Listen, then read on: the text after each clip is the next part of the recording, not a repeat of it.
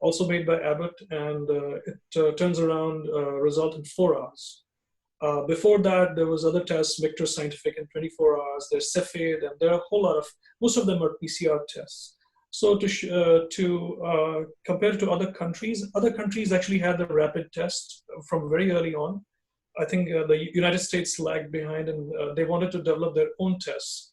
There were WHO approved tests which were rapid and available in other countries. I think South Korea and Japan pioneered the use of those tests, and they were also used in other countries, possibly in Europe as well. But now we have more testing and we have the rapid tests as well. But in the initial stages of the pandemic, we were reliant on these commercial labs, and the test results came back after more than a week. So we're much better in terms of testing. But like I said, only 2 kinds of tests. Does that answer the question, or?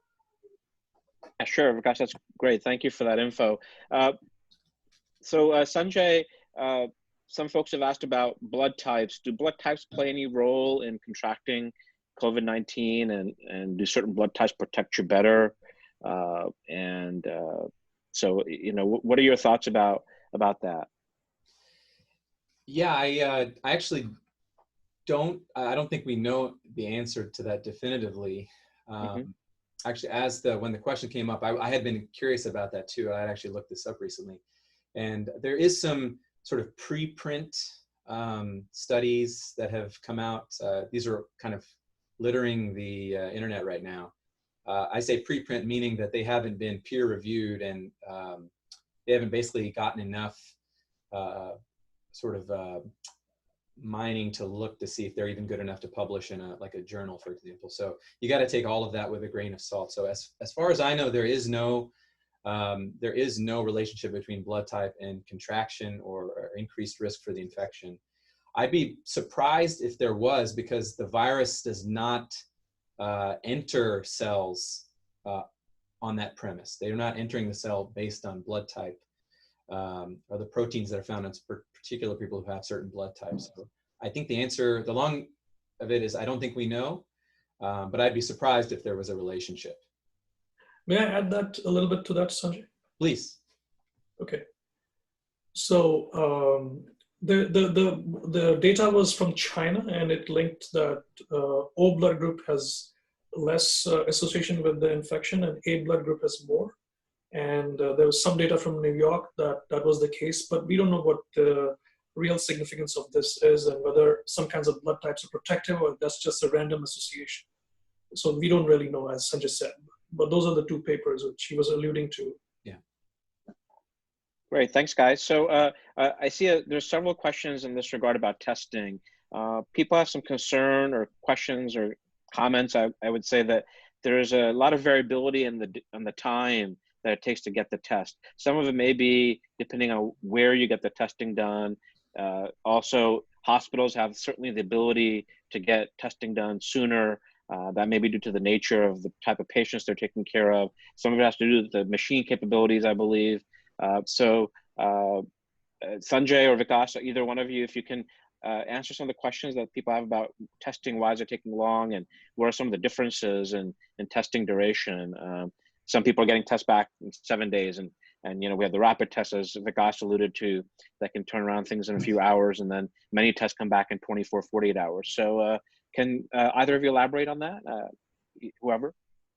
I can say from my experience, and then Sanjay can mention his, but the earlier tests we had were from the conventional labs like LabCorp and Quest, and they took longer than a week. Part of the problem was they had to send them out of state via FedEx, and that might have taken up 3-4 days. Subsequently, we got in-house tests which had a 24-hour turnaround, and then we have 4-hour and 15-minute tests now. So I guess the situation is improving, but again, it depends on which office you go to and what they have purchased. And so because there are several, because this is a early stage in the pandemic, and the FDA hasn't regulated this market very well, I would say that many tests are very reliable. But yeah, there is variability, and you might have to ask them before going for testing, how long is it going to take? The best tests typically take a few hours, though the rapid test takes 15 minutes. There's some questions about its sensitivity. Some papers have said it's less than, it's actually 85% sensitive as opposed to more than 95% sensitive for the other tests. But some people say that's because of using the reagent which was used, the antiviral medium for transport. So I would say that you call the office or whichever office you go to and ask them what test they have and how long does it take. But there are many of them in the market. And Sanjay would talk about the hospital testing, what they have. Yeah, I think there's a lot of truth to what you said. The early on, I think a lot of the limitations were actually the reagent. That is, you have the swab itself, which is collecting, you're basically going to the back of the nasopharynx to get a sample, but then you actually need to run that against a particular reagent and see if the virus is there. That reagent was very hard to find in the beginning. I think there actually remains shortages. Actually, some institutions kind of plan for this. I will throw a quick shout out to Texas Children's Hospital in the medical center, because they were way ahead of this thing. And I think even as early as mid-March, when testing was woefully insufficient, they were actually running their own samples in-house, and they were able to get a turnaround time within 24 hours. Whereas even hospitals in the medical center, right, where some of the most cutting edge technology and resources are, were, like Dr. Jogi was saying, were being sent out to third parties, to Austin, as far as California on the weekends. I remember when I was working in the ICU, the lab that we would usually be sending it to in Austin was closed during the week for new samples. So we had to send it all the way to California via FedEx. So it was, I think, it just goes to show you that we were sort of caught unprepared for this. And things have gradually gotten better as more and more, even smaller labs are doing testing, and more institutions are starting to do it in-house, which makes it more efficient and faster. But that was really not the case early on. Great. Another question that came up while we're covering the area of diagnosis and testing, doctors' offices, is there an ability for doctors' offices to be able to do the testing? So far, I've heard not commonly, but you two would have a better idea of that as a gastroenterologist. Certainly not something that I'm testing in my office, but can either of you sort of share your experience with the ability of doctors' offices, your primary care doctor, for example, to be able to do testing such as this? Yeah. Well, sorry, go ahead, Dr. Jogi. Go ahead. Well, in our case, the pulmonary, as you know, I work in a group practice. In our case, the pulmonologist was doing the testing. So I guess it depends on if they purchase it or not. So they can. I mean, I guess it involves an investment, and or they may not be comfortable with the level of exposure. They may not want infected people in the office. So it really depends on the office, from office to office. Sanjay? Yeah. So testing can cause aerosolization of the virus if you have it. So when they stick this swab way back there, it actually sets off a huge cough and sneezing reflex. And so the person doing the testing is actually at risk. So what you have to do is actually have to have the right equipment, which in most settings where they're testing in mass, for example, these mobile sites in Harris County and Fort Bend, for example, the people doing the testing are actually wearing PAPR suits. They're basically like what you're seeing in the movie Outbreak. They're using that to protect themselves. Rightfully so, because they're seeing so many people. We start, I can give you an example for us. In the clinic, we were actually testing people in the physical clinic early on, but we quickly abandoned that because that person has to check, has to interact with 5-6 people before they get to the clinic. And then we're doing the testing, which demands a lot of supplies and precautions, that we felt it was better to go to like a centralized site, which is what we ended up doing. So at Baylor, for our patients here at the McNair campus, our testing is actually on site. It's a drive-through that you do, and we find that to be a much more efficient process. Yeah, that makes a lot of sense. From what I've heard also, I mean, correct me if I'm wrong, is that, you have to have somebody who's pretty skilled in doing this test. It's not just a matter of doing a swab. Right.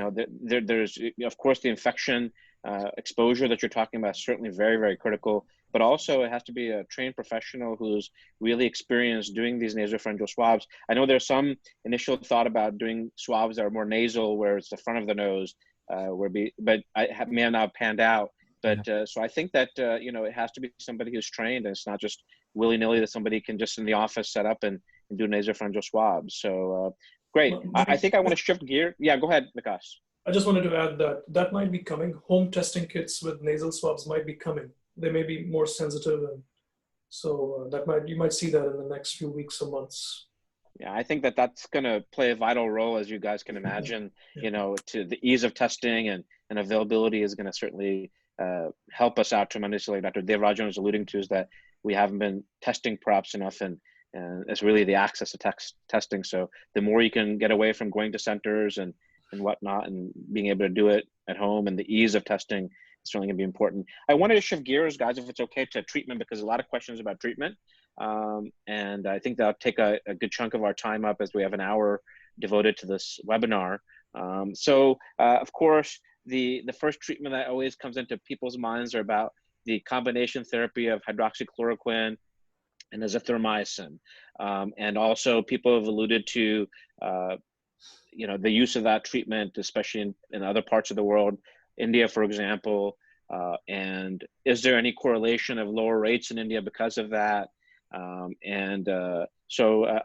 Vikas, maybe you can talk about that, and then when we get to remdesivir, maybe Sanjay, since he's potentially using that in the hospital, can talk about that. But Vikas, you want to talk about hydroxychloroquine and azithromycin? Sure. So I was actually stuck in India at the beginning of the pandemic, and I had to cut my trip short and return. I think they are seeing an upsurge in cases now, and the lower cases were due to tight infection control practices and quarantine, and not the use of hydroxychloroquine. The hydroxychloroquine, it's an antimalarial medicine, and it's also used in rheumatoid arthritis and other autoimmune disorders.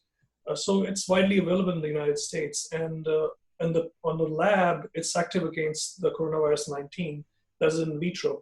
But in the human body, there was a French study in which they studied around 22 or so patients, very small study, and the ones who got the hydroxychloroquine cleared the virus faster, and they cleared the virus even more effectively if they were on azithromycin.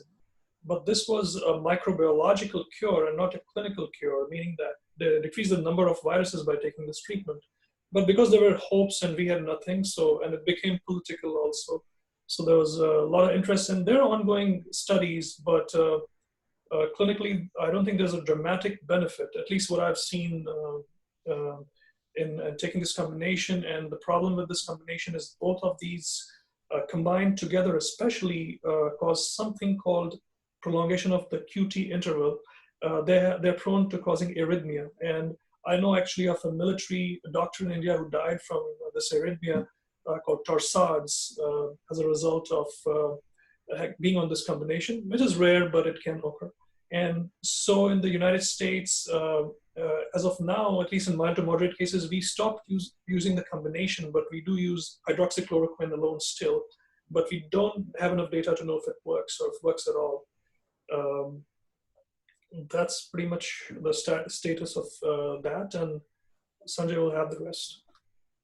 So Sanjay, as a critical care specialist, you're seeing obviously the sicker patients, the ones that really, this is an intense inflammatory response. That's how I kind of understand it.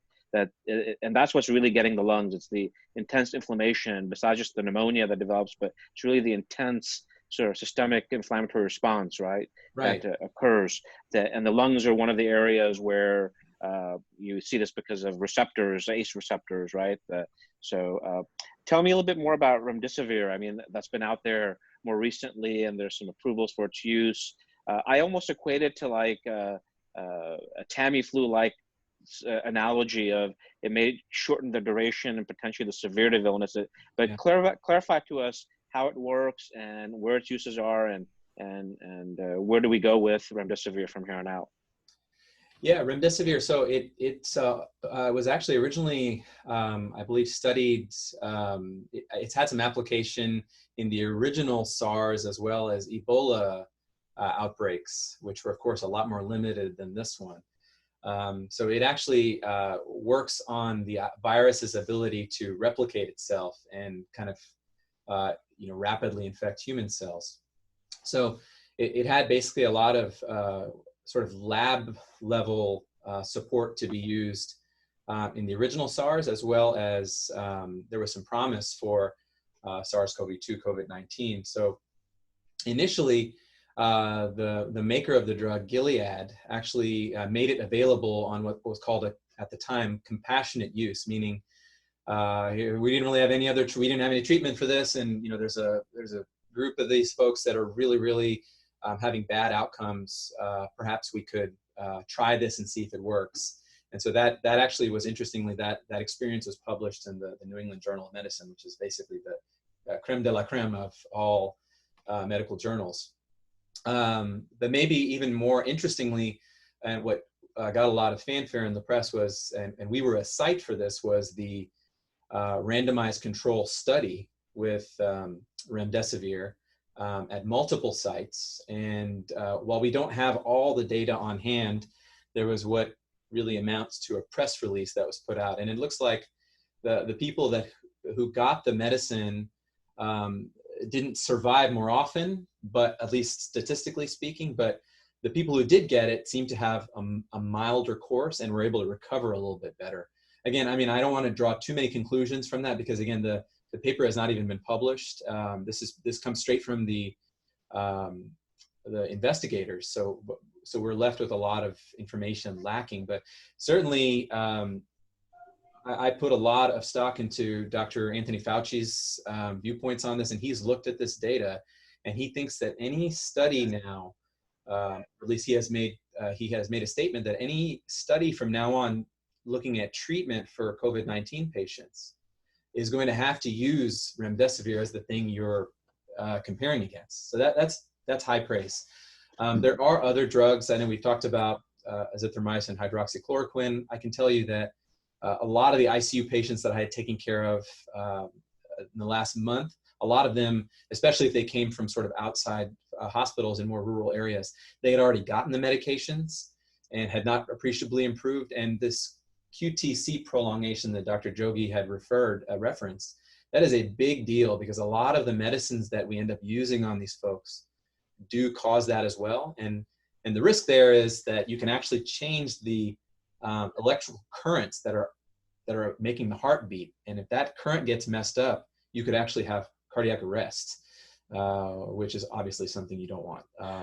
So Sanjay, I had a couple of points for you. One of them is, remdesivir is very hopeful, reduces symptoms by 30%. And I guess there was some non-significant decrease in mortality. Right. So I have another question, because this cytokine storm, which causes the lungs to fill up with fluid, interleukin-6 is a chemical produced by the body which plays a major role. And there's a drug which blocks interleukin-6 called Actemra. And I've used Actemra a few times. What is your experience with Actemra for these critically ill patients? Yeah, great point. So when we say, the cytokine storm, we think about this disease in 3 phases. Initial is basically sort of what we call the prodrome, where the virus is slowly building. So you've been exposed to it 3 to 5 days prior. You start developing symptoms when the virus starts replicating. And then for most people, there is no intense inflammatory response. So 85% of the people, that's all you get. You get mild symptoms and you get better. But for that small group, you get this really intense inflammatory response. And it's kind of like what you see in sepsis, septic shock, severe sepsis. It's very comparable to that, where your body is basically on overdrive, overreacting to this virus, and you end up causing a tremendous amount of collateral damage.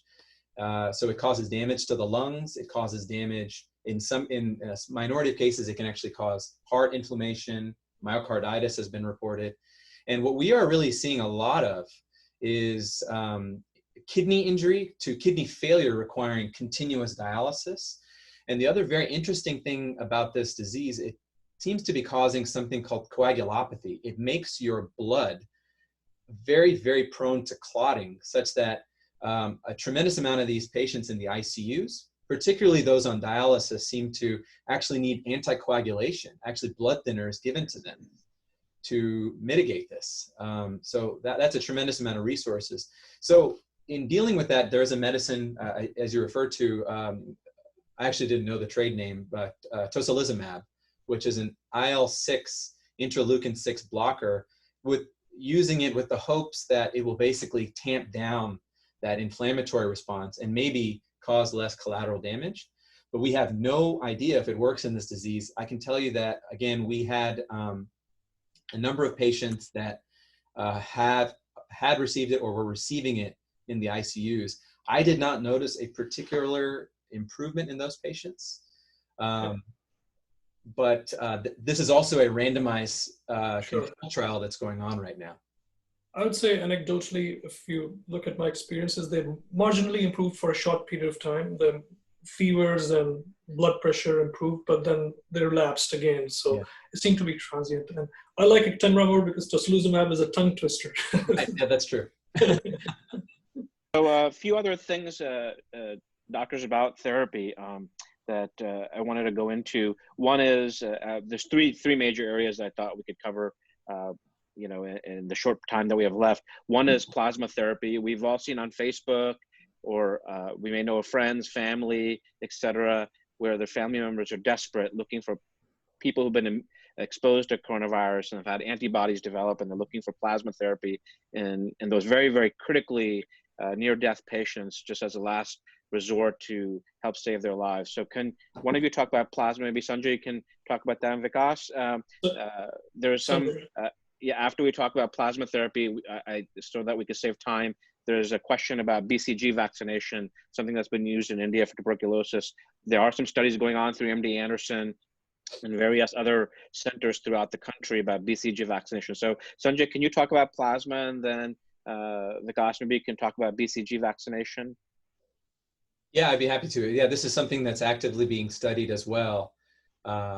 So the idea is that you have somebody who's been exposed or actively infected with the virus, and after they recover, they produce sort of the memory antibodies to that virus. So at least in other illnesses, and Dr. Jokey can probably comment on this even more expertly and probably more sophisticated way.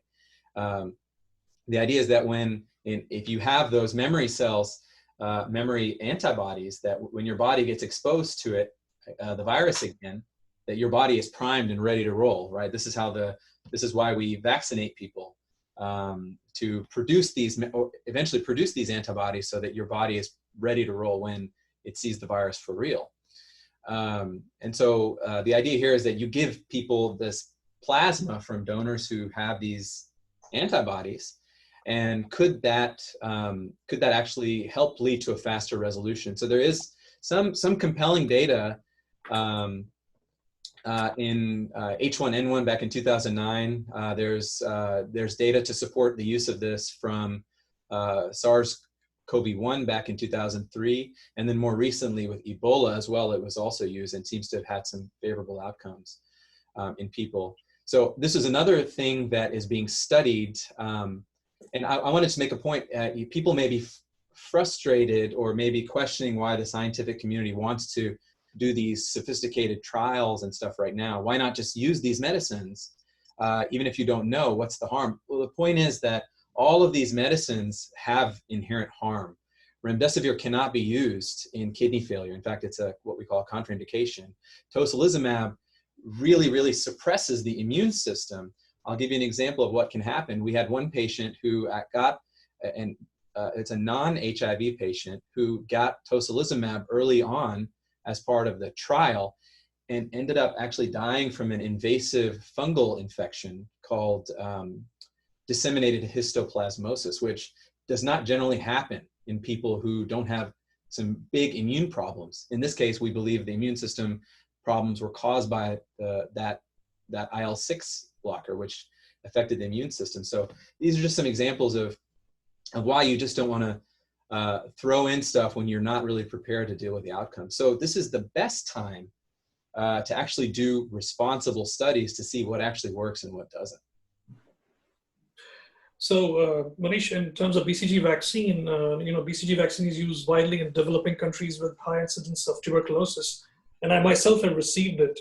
So initially, the thought was that maybe developing countries are protected against this virus because they've received the BCG vaccine en masse. But clearly, China is an example. This is truly not the case. But having said that, BCG vaccine basically stimulates the immune response to a lot of non-specific things, including many viral infections. So the hope for the BCG vaccine was because yellow fever, for example, has a similar structure to this virus, and the BCG vaccine reduces the viral load in yellow fever patients. So the correlation was that it works in other viral infections. It may work in this as well. And so there are trials ongoing in the Netherlands and other countries about BCG vaccine, but the jury is still out whether it's going to be effective or not. And there's another question someone had asked earlier, why the vaccine can be produced right away. Is there a dearth of human volunteers? No, that's not the case. The thing is that vaccine production goes through 3 stages, 1, 2, and 3. And level 1 is when you check human safety, because you don't want to use it on volunteers when it's not safe. And that takes the longest time. So out of the 90, there are only 8 vaccines which have made it to the 2nd stage and have human volunteers. And most of these trials are in China.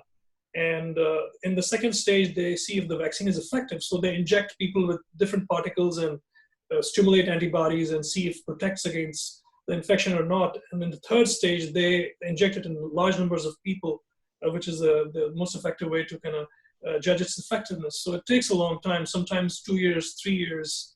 So an year is optimistic, but since they're very confident that in the fall, they may have a vaccine, but then it'll have to go into mass production, which might take another 6 months before it's widely available. So, a lot of folks have asked questions, or several folks have asked questions about alternative therapies. Like I was reading in Ayurveda, there's a medicine that is going to be tried in the various medical schools throughout India, Zingajuvir, or something to that effect. I may be butchering that name, but it is an alternative treatment that is effective against a lot of viruses such as RSV, for example. So there's various trials. I'm sure Ayurveda and other alternative treatments are going to be out there. But a lot of people are touting things like vitamin C, vitamin D, vitamin A, other macronutrients that may be helpful. Can you guys comment on some of the benefits, misperceptions, perhaps? But a lot of people say, well, these things are pretty harmless. Why not give them a shot? At least for prevention. There were some studies that were going on, I believe, Sanjay, in the critically ill patients with IV vitamin C, right? And the efficacy of IV vitamin C, I think the verdict is still out. I don't think it panned out as much as we thought it may. But what about just at home, things like this? Now, of course, social distancing and hand washing and all those things are critically important, and keeping your home clean and sanitizing. But what about some of these alternatives? I'll let maybe each of you comment on a couple minutes because we have a little bit of time left. Well, I would say vitamin C is not harmful. It's a water-soluble vitamin, and if you take a lot of it, you'll just pee it out. So it's not going to cause any toxicity. There are ongoing trials. They injected a huge amount of 15 grams of vitamin C, which will probably take a lot of lemons and oranges to match that number. And there was some benefit, but Sanjay would know more about if there was real benefit or not. But I think the trials are still ongoing. But I think people should just eat healthy and eat, green leafy vegetables and a balanced diet. Take vitamin supplements if, they can get all their vitamins from their food, and that's always beneficial if you're older. Beyond that, I can't say about the trials in India. I'll have to look into it. A lot of these Ayurvedic medicines are plant-based, and I guess they're immunomodulating treatments, and one can't really say unless one sees the data whether they worked or not. But if it's not toxic, there's probably no harm in taking it. Yeah, I totally agree with that. It's the problem is with a lot of these supplements. I think the biggest issue with the supplement market in general is that it's completely unregulated. So you don't really know what you're getting when you take the tablet, where it's produced, what are the actual components. Because a body like the FDA doesn't regulate it, it might get you into trouble actually. And the other issue I would say is that in certain cases, some of the more common ones we think about, grapefruit juice, St. John's wort, these actually have medication interactions as well you got to consider. But I'd say as far as, you know, adding haldi and, you know, taking vitamins and stuff, I don't think it probably will help. I certainly wouldn't count on it, you know, taking the place of your mask or taking the place of social distancing, for example, to protect you from the virus. I think that would be a bad mistake. But most of these supplements, particularly the vitamin supplements, don't have any harm. You know, vitamin D, for example, which is kind of in vogue right now, is being studied a lot. If you take a lot of excess vitamin D, you could end up with kidney stones. So that's one example of what can go wrong with supplements. But in general, I don't think that they hurt, but certainly don't count on them to protect you from this virus.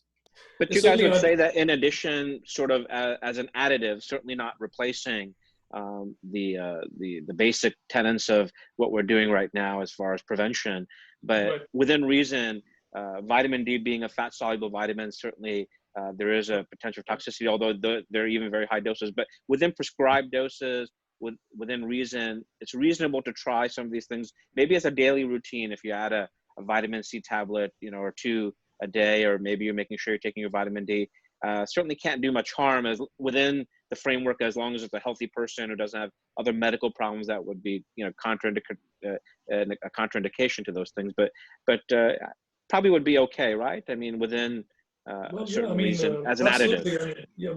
Growing up in India, my grandfather used to give me these chewable vitamin C tablets for some reason. So I used to eat them like candy. So I still managed to reach adulthood, so I'm sure it'll be okay. But yeah, the fat-soluble vitamins like A, D, E, and K, they can accumulate in the body, and they can cause toxicity. Sure. So a few other interesting questions that are there. You know, somebody pointed out, you know, we've talked about, Sanjay, you talked about some of the common symptoms that, you know, people that get COVID-19 get, you know, cough, shortness of breath, fever, chills, etc. And then we have something about the inability to smell or taste that most people are becoming aware of. But somebody asked an interesting question about new symptoms, such as with DVT, spasms in the calf, muscle pain in patients. CDC is adding these as potentially new symptoms. Is that something that either of you can comment on? Yeah, myalgias are definitely being seen in a lot of patients, and they've been added in the screening questions that various hospitals have when you enter the foyer. So body aches and muscle pains definitely are in the as part of this syndrome of symptoms. So there's another. Take last 2 questions, if you permit.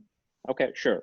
So just a couple last questions. I think this is an important one because I think we have some good information about. Somebody asked a question about pregnancy and pregnant women and immunity levels in patients who are pregnant, both to the mom and to the unborn child. Are there any increased risks? I think there's some good guidance on this. So I'll let either of you ask that. And the last question, and so we can conclude, and I'll have you guys just give your closing remarks, is about masks and about reusing masks and masks at the grocery store, et cetera. So I'll let you take, one of you guys can take the question related to pregnancy and the other one about masks. Well, the one paper I saw which studied pregnant women and COVID-19 was from China, and it said there was no deleterious effect on them. They all had mild infection. And pregnancy is normally a state of immunosuppression. Your immune system is suppressed in order for the baby to survive. And usually infections are worse in a lot of the cases, but happily not COVID-19. But that's the data from China we have so far. That's all I can say. Beyond that, we don't know. Yeah, I'll second that. So use of masks. Yeah, masks in the hospital. You know, a lot of us, because of lack of PPE, and although we're getting better at it, I see a difference going on. But initially, you know, still, you know, in our hospitals, as a proceduralist who does endoscopy, we certainly store our masks and reuse them because we just aren't enough to go around. And so we have to be preserving PPE so that way we can let, you know, some of our very frontliners like yourself and those who are really seeing the COVID-19 patients have more access than even somebody like me. So what about things like even at the grocery store or just going about your day-to-day routine, exercising, et cetera? You know, what are your thoughts about masks and their reusal also? I think because of the shortage of masks, cloth masks are the way to go because the others are not available. If you can find surgical masks, then yes. But if you can, then make cloth masks. And that's some barrier. and they'll certainly protect against the very large droplets from an infected person. So cloth mask as the, if you can find the regular surgical mask. Sanjay, what do you think? And ideally, you know, the cloth mask should have multiple layers. I've seen people even use coffee filters in between these layers as another means of reducing droplet exposure. So yeah, I think that's going to be a pretty important way to sort of, at least in a place like in like a Costco or a grocery store, to reduce transmission of illness from person to person. Can this mask be reused? Sorry. Yeah. Can the mask be reused? KN95, somebody said. Well, the problem with wearing 95 in public is that it's very tight and uncomfortable, and invariably I see people adjust it or loosen it and make it ineffective. So I think it's probably counterproductive to wear N95s in public, but I think that's my opinion. That's meant for procedures like what Manish does or what Sanjay does. Yeah. That's what it's meant for. I think because I've seen people make funnels or stretch the elastic because it's so tight. So I think that makes it kind of counterproductive. Yeah, the usability has been looked at a lot now. You know, the original CDC NIOSH guidance was, no, you're ideally not supposed to reuse any of these masks, particularly the N95s, because every time you take it off, you actually you destroy the fibers, the filters get disrupted, and it doesn't work. But you know, things have actually changed quite a lot in the last couple of months about guidance on this. So I can tell you that in probably most hospitals that you have heard of, they are rapidly reusing these N95s. KN95 is technically not approved. Those are made in China, but they're not NIOSH approved. They're supposed to be filtering out 95% of these particles greater than 5 nanometers, but they haven't been. Is it Korea or China? One of those two, I think. Maybe South Korea. I thought it was China. The ones I have are from China. Okay. So we're quickly running out of time, Dr. Jogi and Dr. Devarajan. So if I may ask, just very briefly, I know each of you are very passionate about the care of all the patients that you're taking care of in your own hospital settings and outpatient settings, et cetera. Just for our audience who've been so gracious to spend an hour of their time with us, something that you feel passionate about in your care of these patients, 1 or 2 take-home points for our audience that would be helpful, that you feel, is something that is not out there maybe in the mainstream. Even if it is in the mainstream, that's great. But 2 or 3 take-home points that each of you may have real quick. Thank you, Manish. I think most people should realize that the virus is probably going to be with us for at least a few months.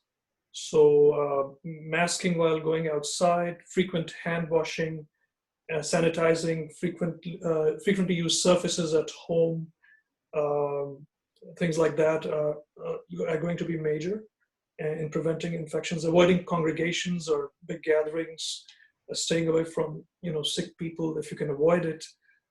So yeah, prevention is key in this illness, both for you to get it or to spread it to other people. So I think masking and sanitizing are the 2 key points which we will have to consider also for social distancing and avoiding congregations for the next few to several months at least. Great. How about Sanjay? How about you? You have some take-home remarks for our audience? Yeah, I think first of all, thanks so much for having me. This has been really enjoyable, and I hope people have taken away some practical information from this. So Dr. Jogi, I think, knocked it out of the park there. I think that was all on point. I think the biggest thing I want people to remember, or I want to emphasize, is don't let the resolve slip here. I mean, everybody is sacrificing here. I haven't seen my kids in 10 days because I'm coming off the ICU. It's putting a lot of people in very difficult positions. But I really, really hope everybody can stay strong. We're going to make it through this. We may see sort of the ebbs and flows of this virus come and go. And hopefully, a year from now, we'll be talking about universal vaccination because of something that's been improved. I think it's going to take a little longer than that, but I'm hoping we can get there because people are working really, really hard on that. And you know, I would say this is an interesting opportunity to really spend time with your nuclear family, put down the phones, and really enjoy each other's company. And then besides, you know, keeping up with social distancing, I just want to, this is kind of a little bit roundabout, but I think it's an important time and an important venue to talk about this is, it might be good for you and your families to actually talk about your values when it comes to things like life and death. And because, you know, one thing as a critical care doctor, and my wife is a palliative care doctor, so, you know, this is something that really hits home hard, is that when we find people get really, really sick, whether it be COVID-19 or some other major problem, that they haven't asked themselves these questions about the difficult questions of end of life, for example, the things that they would want, the things that they wouldn't want, the limits that they would place. I think, you know, actually, you know, for example, filling out an advance directive, a living will, making sure that there's somebody identified to make decisions for you if you were not able to make decisions for yourself. I think these are really, really, really important questions that are always going to be true, whether we're dealing with COVID-19 or not. So I encourage everybody to start thinking about stuff like that. Don't scare yourselves, but think about these things, because it's very, very, very important. Vikas and Sanjay, those are great points. I would just add a couple other things, is that, you know, all these measures that we're taking, I think you guys alluded to this, that it's very important with the social distancing, the hand washing. You're not trying to it's not just for you, but it's for your family member. It's for your fellow Houstonian that we're doing this without being overly philosophical about this. So it's really preventing you spreading it to others more so. And something that sometimes we forget, I think, is that we're trying to prevent spread to others by doing all these things, not just, you know, what could happen to me. And I think most importantly, at the risk of being philosophical, I guess, is that let's remain positive. Yeah. You know, we've gotten through a lot of things. We faced a lot of tragedies in this country, and the great thing about the U.S. and us as Houstonians is that we've been through Harvey, and we've pulled through a lot of bad things before, and I think that we're strong, and I think we'll continue to get through this. But let us not lose our positivity while we're incurring these challenges, because positive thinking, I think, goes a long, long way.